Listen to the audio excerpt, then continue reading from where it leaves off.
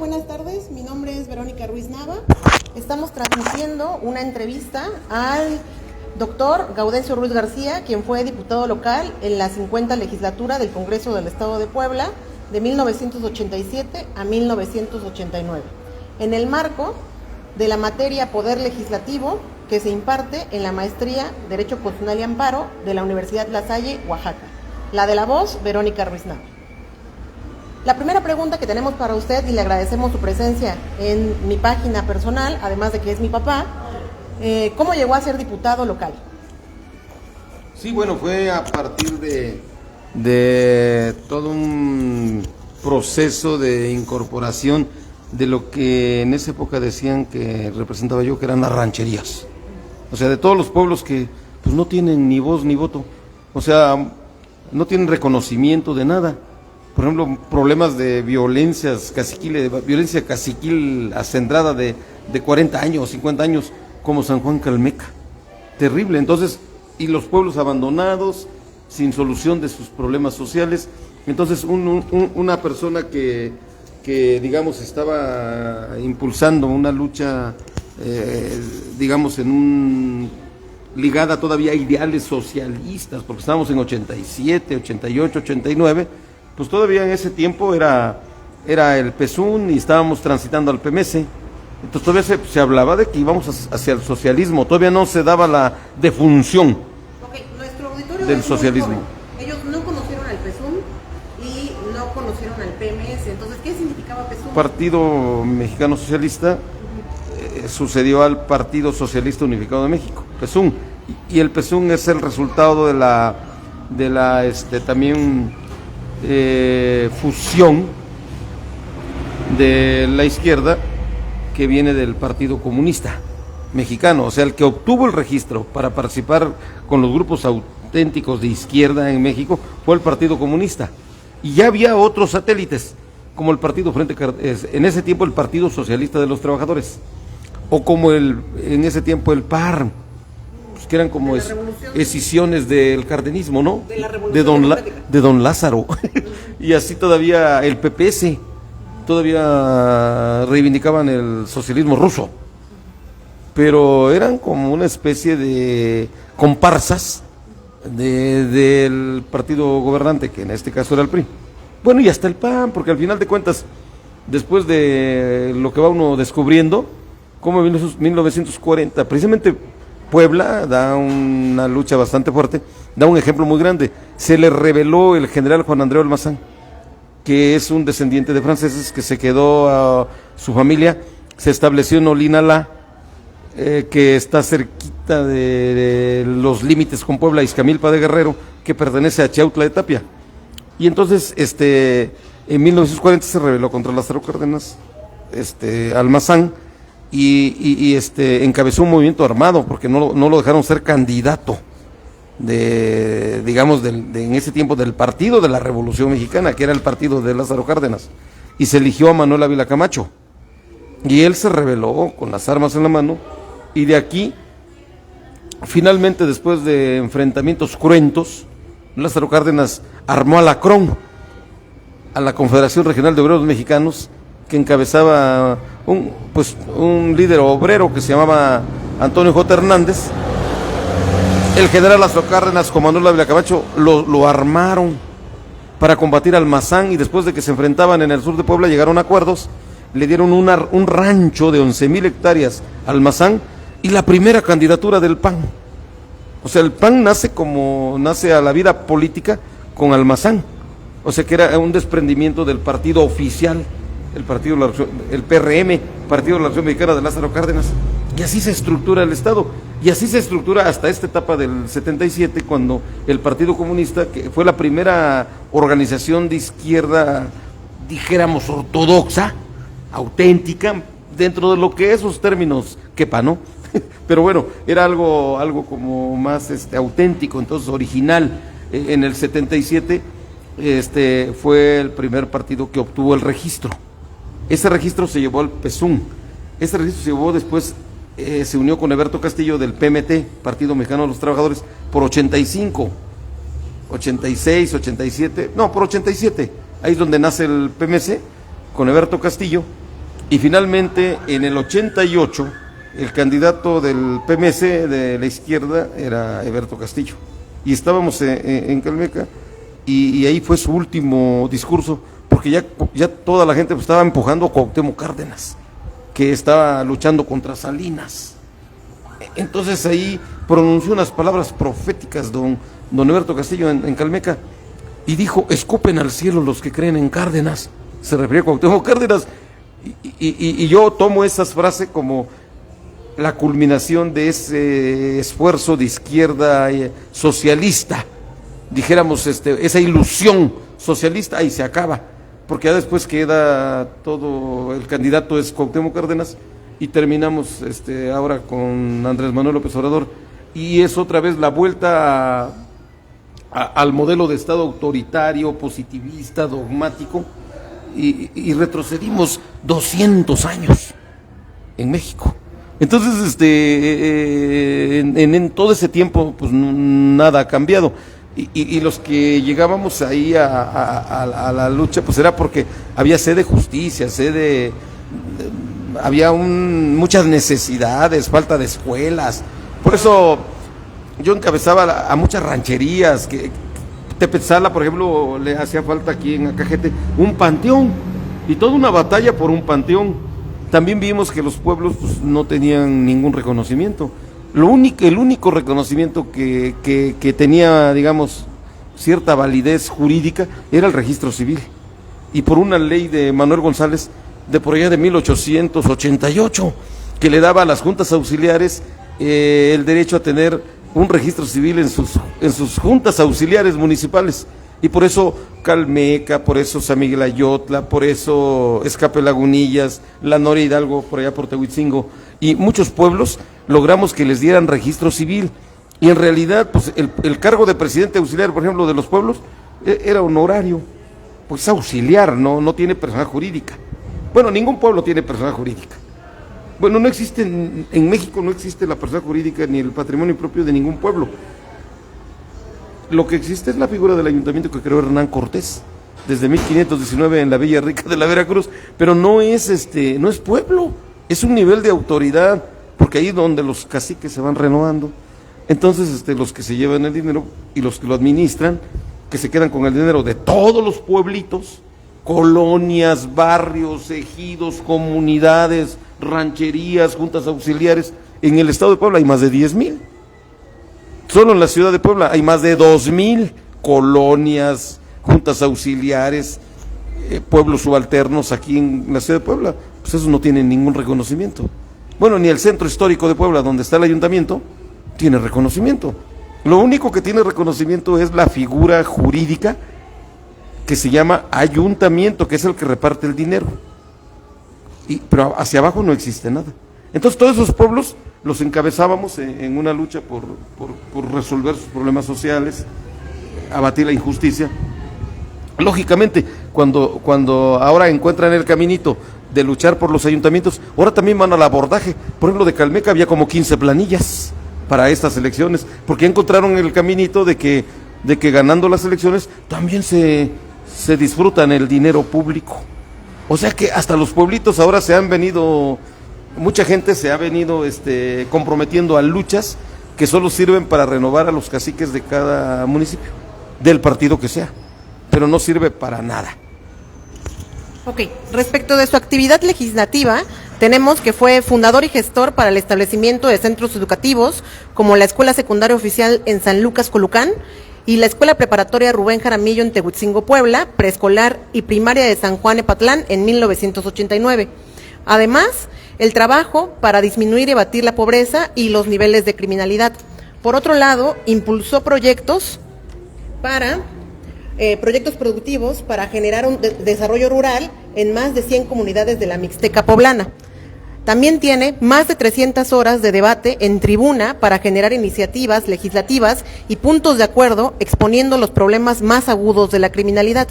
Respecto de su trabajo legislativo, ¿cómo es trabajar sin asesores, usted haciendo el trabajo académico, el trabajo político, las reuniones y el manejo del presupuesto?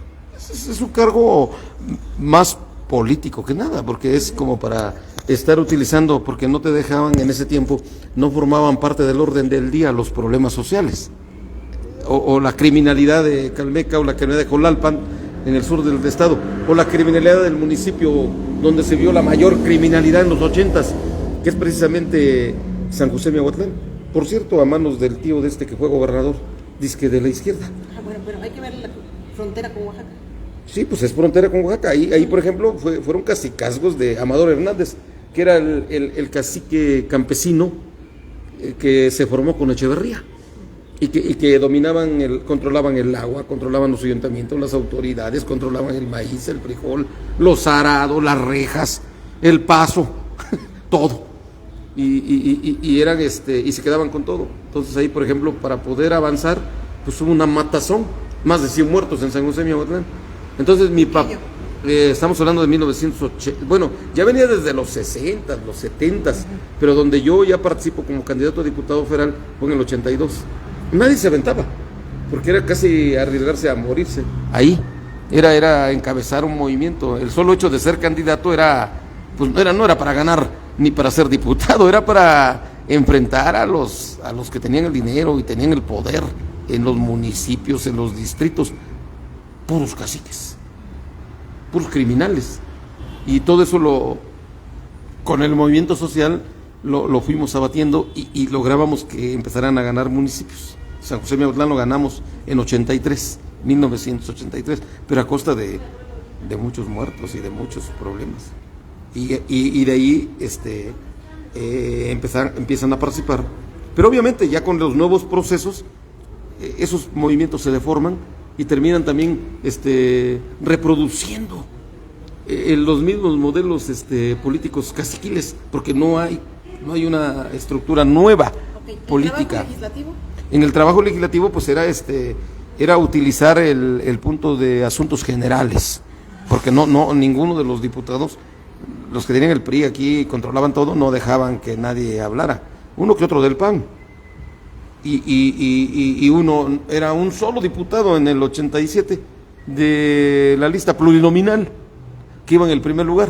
Por eso yo fui, porque quienes me llevaron a la diputación fueron todas las rancherías del sur, sobre todo de esta región, a lo largo de 52 municipios, que son 4 distritos, que son Chautla, Izúcar de Matamoros, toda la zona de Tepeji, toda la zona de Acatlán, pero también impactó como la cabecera del Distrito Electoral Federal quinto, estaba en Acatlán, llegaba hasta San José Miahuatlán. O sea, San Gabriel Chilate, Panco de López, Tlacotepec de Benito Juárez, entonces hasta por allá fui a dar. Entonces mi trabajo se desarrollaba, y Atlisco, partes de Atlisco, pues en 1/3 del estado, que son 217, sobre 80 municipios. Pero lo más paupérrimo. Lo más paupérrimo, pero también en la sierra, con los movimientos agrarios, campesinos. En el sur, por Petlalcingo, en los límites con Oaxaca, pues las luchas agrarias perdidas, terminamos promoviendo con un juez de Acatlán juicios de usucapión para los de Tepejillo, juicios de usucapión, y el que fue a repartir las sentencias y emocionado dijo: ¡viva Zapata! Fue un juez civil de Acatlán, ningún gobernador, ningún otro diputado, ningún otro político, un juez que pues se aventó los juicios de usucapión y finalmente fue a entregar sus sentencias. Y dice, y se emocionó tanto de que era una lucha agraria y estábamos dando las sentencias, y dijo: pues aquí viva Zapata, porque no hay otra. México no tiene liderazgos, tiene pura gente no hambrienta de justicia, tiene gente hambrienta de poder. O sea, porque todos quieren llegar a los ayuntamientos donde hay dinero. Los ayuntamientos es una figura, un nivel de autoridad. Por eso subsiste a nivel federal está el Tlatoani, que es el presidente de la República. A nivel estatal pues está el jefe máximo, el cacique mayor. Y a nivel de municipios están los caciques ordinarios, los que se quedan con todo el dinero público y se van renovando. Entonces, la tragedia de los que luchábamos por el socialismo, pues que no íbamos al socialismo. Vamos, en la parte, digamos, rescatable, es la parte social. Por ejemplo, pasábamos ahí en San Juan de Patlán, hacia San Miguel Ayotla, que pertenece a San Felipe Xochitepec, cerca de Izúcar, y había un rico que tenía criadero de marranos, pero en un edificio enorme, instalaciones enormes, y los niños sin escuela. Entonces eso llevamos al Congreso. Por ejemplo, yo llevé una exposición fotográfica con toda la gente, mantas, carteles, donde los marranos vivían mejor que los niños. Los marranos tenían instalaciones de primer mundo, los niños no tenían escuela. Eso hizo y era un ayuntamiento priista, contrario a mí, a mi grupo, a mi partido, que íbamos a San Miguel Ayotla, donde habíamos avanzado muchísimo. Sin embargo, les dieron el kinder, les dio tanta vergüenza en el Congreso lo que les exhibimos, que dieron el kinder y dieron la primaria. O en San Lucas Colocán, donde les querían poner una telesecundaria. Pues si ni con maestros aprenden, pues decíamos menos, nada más con televisiones. Y logramos una escuela secundaria, ahora tienen bachillerato y es otro nivel. Te encuentras lugares donde no hubo luchas sociales fuertes, como por ejemplo todo Izúcar.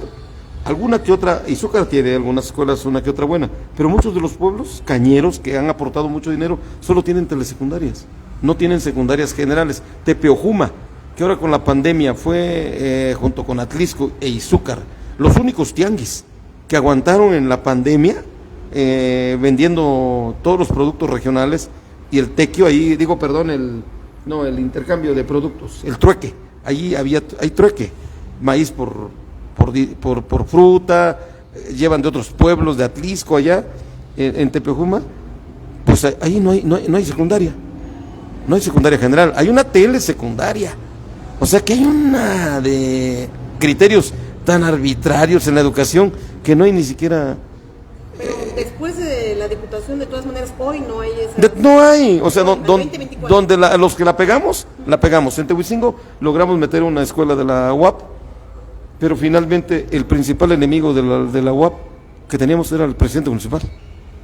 O sea que la gente, al contrario, han visto la educación como un enemigo. O sea, se prestan prejuegos políticos.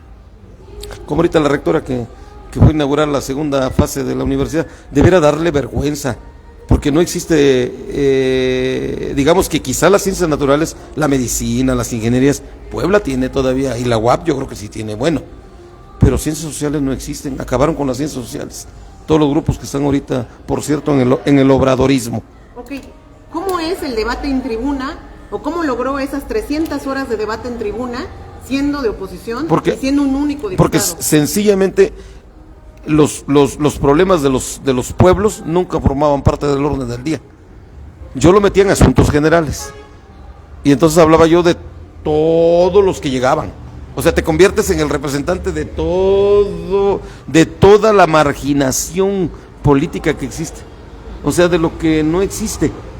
Esto es como heurístico, como la filosofía, la heurística, la parte de la filosofía que dice que hay que crear aquello que no existe.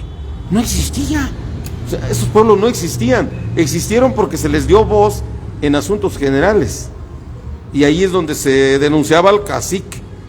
Más bien era una tribuna política, o sea, donde se denunciaba al cacique. Y se presionaba al secretario de Educación Pública. Yo recuerdo que de la colonia Artículo Primero Constitucional de aquí de Puebla, pues no había una escuela. Entonces llegó la gente, vayan a exigir, y ahorita llego yo allá, y llegaron como 300 personas sin bañarse, porque no hay agua. Toda la gente, imagínate, a las 2 de la tarde, esa pestilencia que había ahí dentro de las oficinas de la SEP, que eran las en ese tiempo, Dirección Federal de Educación en Puebla, que era federal, aquí donde hoy es la SEP. Y entonces me hablaron que cómo le hacíamos para resolver el problema. Pues era tal la presión, no tanto por la gente, sino del olor de que no se habían bañado, que les dieron el kinder y les dieron la primaria. O sea, esos eran los métodos. ¿Y el agua? Pues todavía la han de estar luchando. Pues es que no hay, o sea, lo que debe entender México es que no existen los derechos de los pueblos en México. Existen los derechos de los caciques, que se expresan a través del control del ayuntamiento. Y por eso, con mucha pena, mira, yo créeme que hasta en estas luchas, pues vamos, a veces se tiene que apoyar algún partido u otro buscando algún espacio, pero realmente el sistema está creado para que se reproduzcan caciques del partido que sea. no existe como andamiaje jurídico, como estructura jurídica establecido los derechos de los pueblos. Entonces es un problema, porque no hay una base metodológica, digamos, de que vamos a luchar por los intereses de los pueblos. No hay. Si tú te apasionas mucho en un municipio, pues vas a terminar apoyando al cacique de turno o a la cacique de turno, como Coyomeapan, ¿no? Que el presidente municipal lo sacan hace 2 años y medio los indígenas del pueblo, los sacan, se van a Jalpan y allí desde ahí despachan, y finalmente, bueno, la revista Proceso lo reportó, se robaron 260 millones de pesos, porque la personalidad jurídica la tiene el ayuntamiento municipal que encabezaba el presidente. Su esposa era diputada federal de Morena, ahorita es diputada local. Primero fueron del PRI, después fueron del PAN y últimamente son del López Obradorismo. Y ese cacicazgo se ha venido reproduciendo en cada que hay, no importa que cambien de partido, eso no. Es de la zona de Tehuacán. Coyomeapan es de la zona de Tehuacán. Entonces Tehuacán está copado por nuevos caciques, nada más que ahora dentro de la Morena. Imagínate aquí en Puebla, pues, bueno, pues si tú revisas la ciudad de Puebla, el que está ahorita va a entrar de presidente municipal, pues era del PRI. Bueno, Armente era del PRI y son del grupo de Marín. Ahorita estuvieron en el besamanos que llegó Marín a Gilotzingo, a su casa recién arreglada, y decirle: señor, las armas nacionales se han cubierto de gloria, ¿no? como dijera Ignacio Zaragoza en su parte que le rindió a Benito Juárez: señor, cuando le ganaron a los franceses en la batalla del 5 de mayo de 1862, las armas nacionales se han cubierto de gloria. Pero qué diferencia, ¿no? Pues ahorita le dijeron: señor, sus instrucciones han sido cumplidas, bienvenido a su casa, ya está en libertad. Bueno, aunque prisión domiciliaria, pero pues está en libertad. Y todo el priismo está renovándose en los cacicazgos de Morena. Nuestro público es un público muy joven. El público nació con registros civiles, con actas de nacimiento, y cuando cumplen 18 años se gradúan de adultos. Empiezan su trámite en el Instituto Nacional Electoral y reciben su credencial de elector. ¿En qué año usted tramitó su primera credencial de elector? Sí, bueno, mi primera credencial de elector es recuerdo porque voté desde mi primera votación. Bueno, desde 1987 estoy yo en el Partido Comunista, pero ya recuerdo bien mi credencial de elector. Era una hoja como si lo desprendieras de un talonario, ¿no? O sea, porque los talonarios los andaban trayendo en el gobierno los funcionarios, porque pues el Registro Nacional de Electores dependía de Gobernación Federal. Entonces, a través de los gobiernos de los estados manejaban los talonarios. Por si faltaban votos en algún lugar, pues ahí los traían el mismo día de la votación.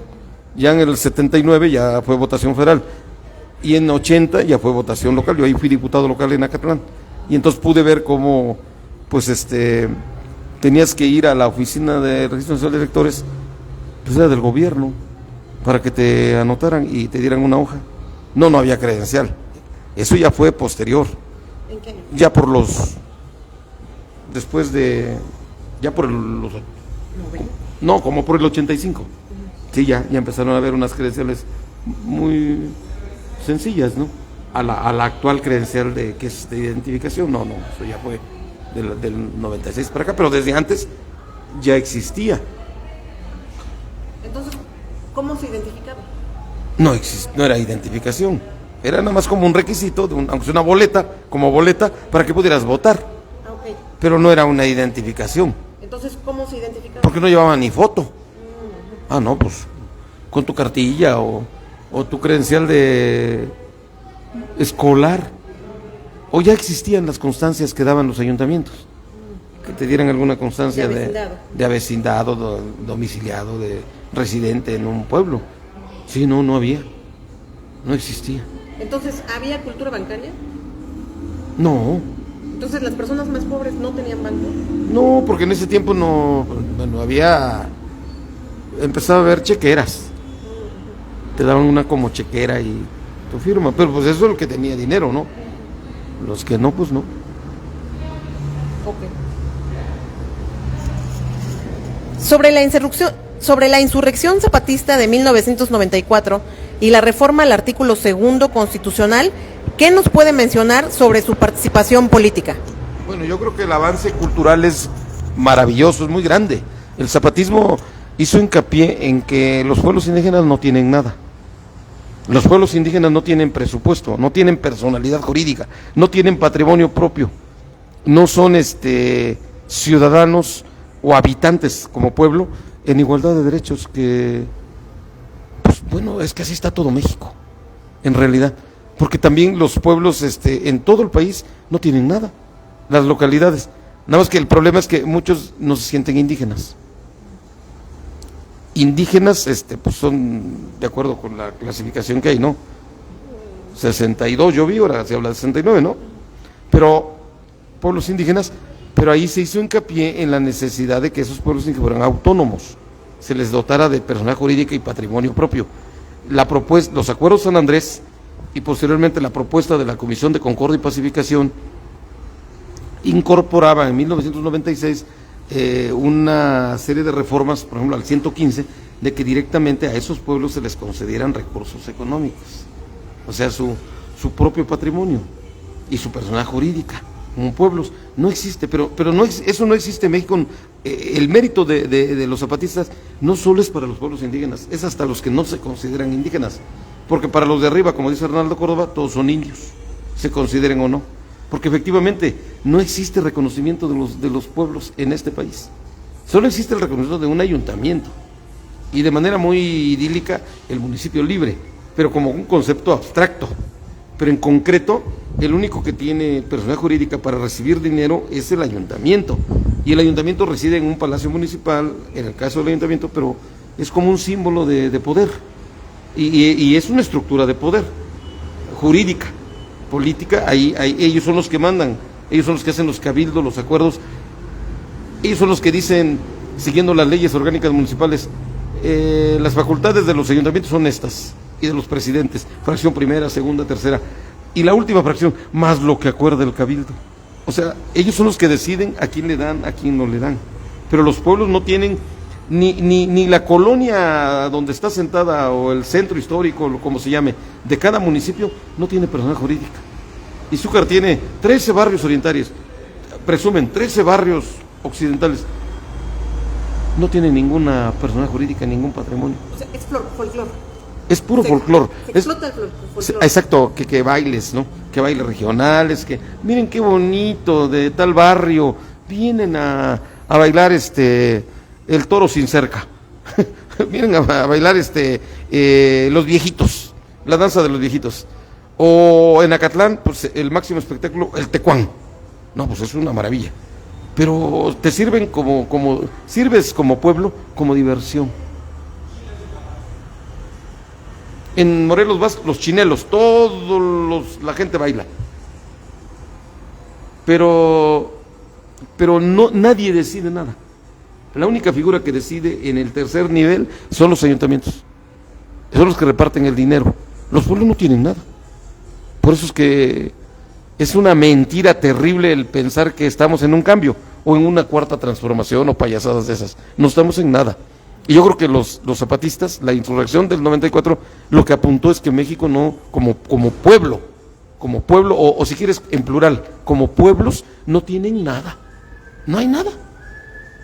Por eso la insistencia de la búsqueda de la autonomía indígena y relacionarlo con el cuarto orden de Estado para que baje la administración a un nivel.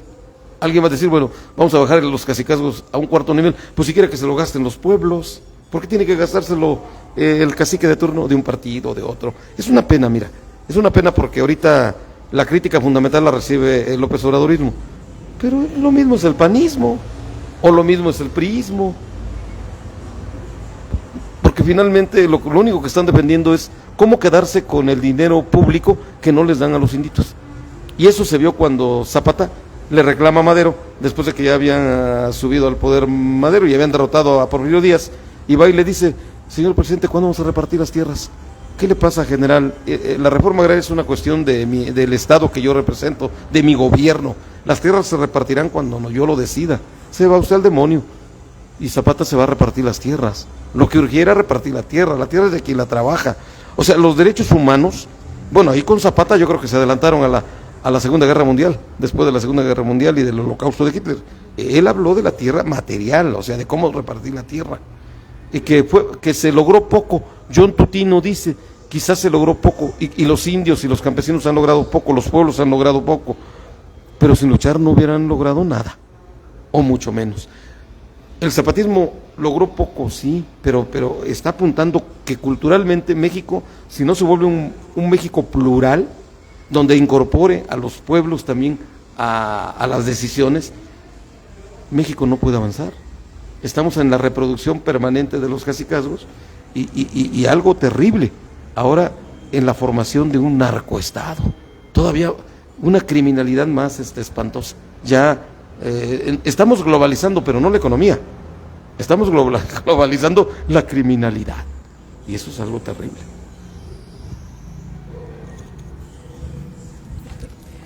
¿Cómo fue su búsqueda del conocimiento como un joven becado que salió de Tehuitzingo, Puebla, hacia la Ciudad de México y logró su, digamos, un escalón de la educación profesional que después se perfecciona en otro estado, pero ya más grande? ¿Cómo fue su búsqueda por la educación? ¿Quién le dio los libros? ¿Usted los compró? ¿Cómo los buscó? ¿Cómo se encontró a sí mismo a través de la educación?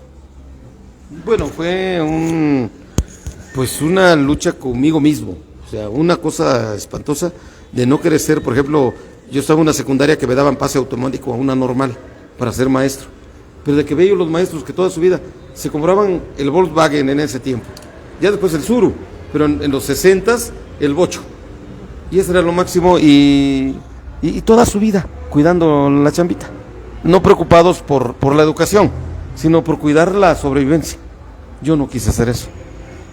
Y entonces, y yo vine a Puebla porque la UAP en los 80s, en los 70s, llegaban los tamborazos hasta Puebla, hasta México, se veían que había aquí una revolución, que desde la UAP se estaba construyendo el socialismo.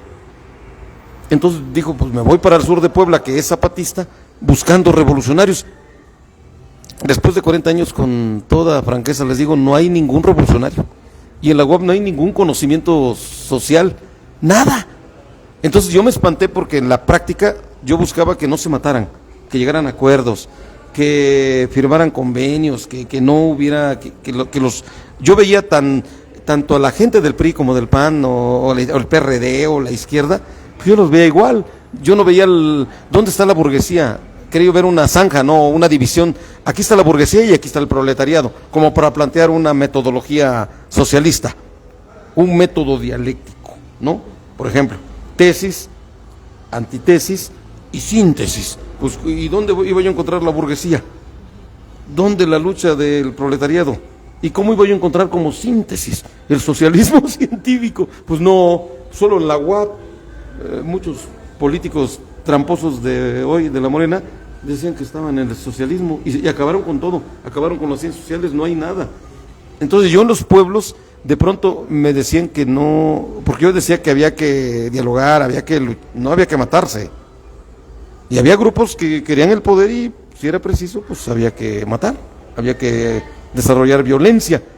Entonces yo dije, pues entonces estoy mal, me voy a estudiar. Ya llegué a Tlaxcala, después de salir de la UNAM, aquí a Tlaxcala, porque yo sentí que mi carrera no daba. Ya en Tlaxcala me dijeron, ¿a qué vienes? Le digo, vengo, quiero conocer la verdad, quiero conocer algo. Pues sí me ayudó Tlaxcala porque como muchos de Tlaxcala se fueron ahora sí que a dar un baño de conocimiento jurídico que no llegaba a México. Por ejemplo, Ferrayoli y los derechos humanos, todo lo que es el normativismo crítico, o por ejemplo, llega los alemanes, la escuela alemana, donde del discurso moral, es el discurso filosófico. Robert Alexi construye el discurso jurídico, la teoría de la argumentación jurídica. No, pues fue un descubrimiento, la dialéctica, la retórica, la búsqueda del consenso. Pero tus profesores te dieron los libros. Bueno, yo escribía todo. A mí lo que me ayudó mucho, si hay que hablar de una metodología, es que todo lo que hablaban yo lo escribía. O sea, yo no salía de clases, no iba yo ni al baño. Estaba yo pendiente y todo lo escribí, y en mi tesis de maestría tengo escrito todo. Como en la de licenciatura, fui a hacer mi tesis sobre pueblos indígenas en Zacatlán y tengo todos los acuerdos de San Andrés, todo lo que avanzó Chiapas, el STLN. Y en la maestría también rescato todos los apuntes de los avances que tuvo el derecho después de la Segunda Guerra Mundial. Y entonces le puse atención a que el modelo de Estado autoritario llegó hasta la Primera Guerra Mundial, teóricamente, en el plano académico, porque ahí empieza a construirse un modelo constitucional y democrático de derecho. Pero incluso hasta entender, por ejemplo, que en 1920 se muere el sujeto, solo hay objeto. La muerte del sujeto, dice Atienza, se muere en 1920, y Habermas construye toda una filosofía sobre donde todo es práctica, la teoría es práctica y la práctica es teoría, y entonces si no tienes un conocimiento práctico, pues no sirves de nada. O sea, si eres médico tienes que saber curar, tienes que saber operar. Si eres ingeniero, pues tienes que saber hacer una carretera, un camino, una escuela. Si eres abogado, pues tienes que tener práctica jurídica, o sea, saber cómo hacer una diligencia, o sea, cómo participar en una imputación, desde el plano de defensor, desde el plano de Ministerio Público, de asesor jurídico de la víctima, es decir, o como perito, ¿no?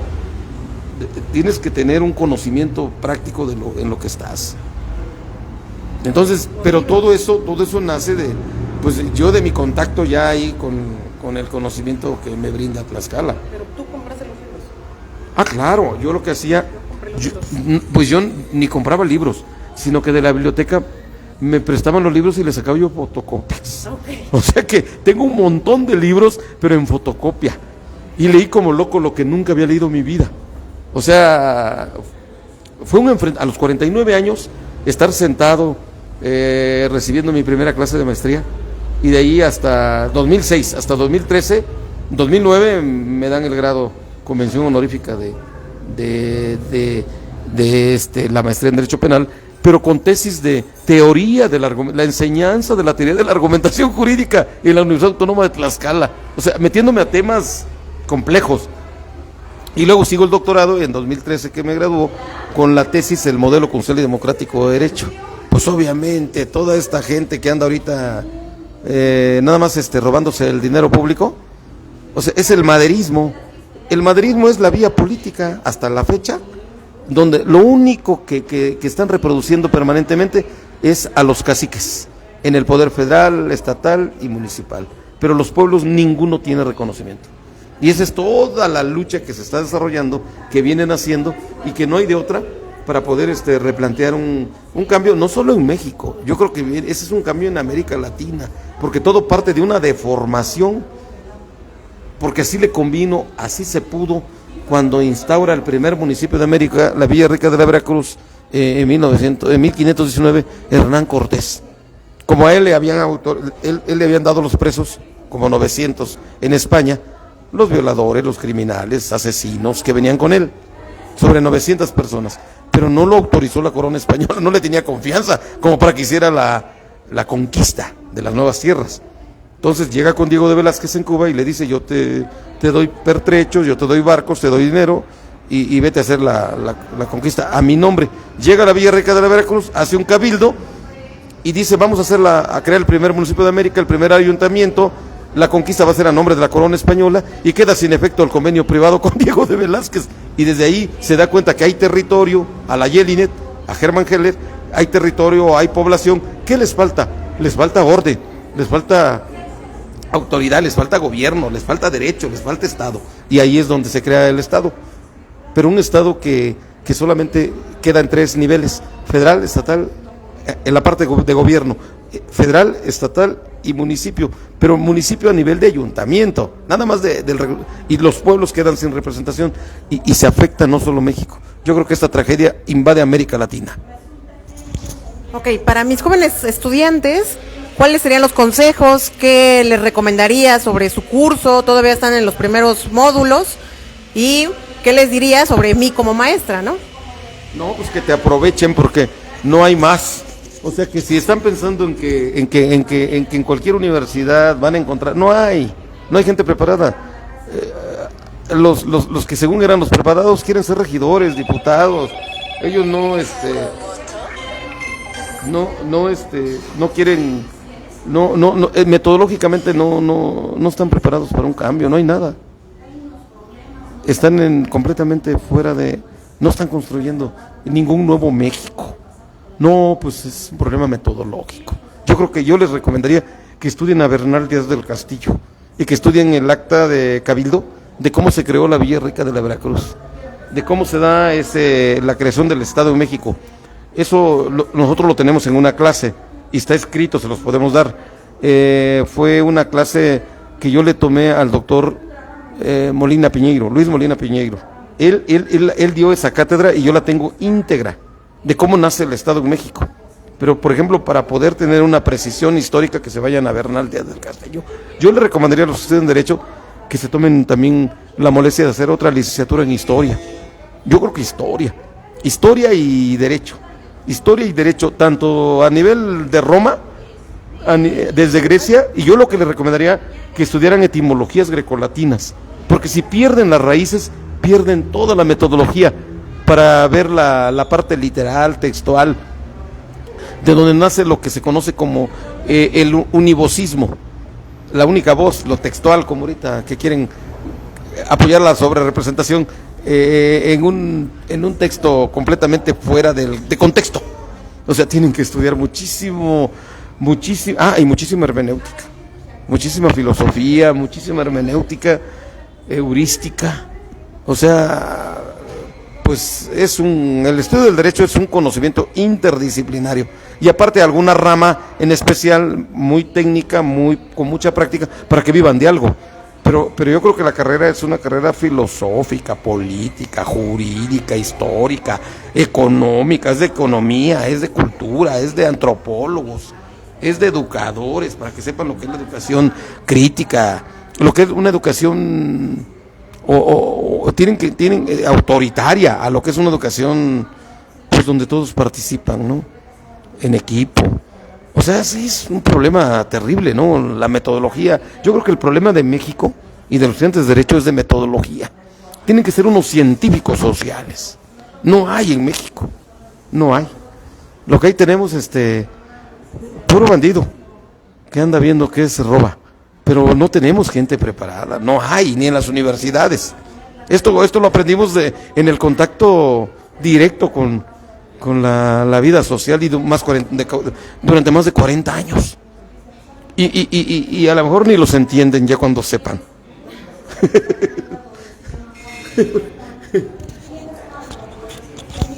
Bueno, les agradezco su atención, su participación en la entrevista al doctor Gaudencio Ruiz García.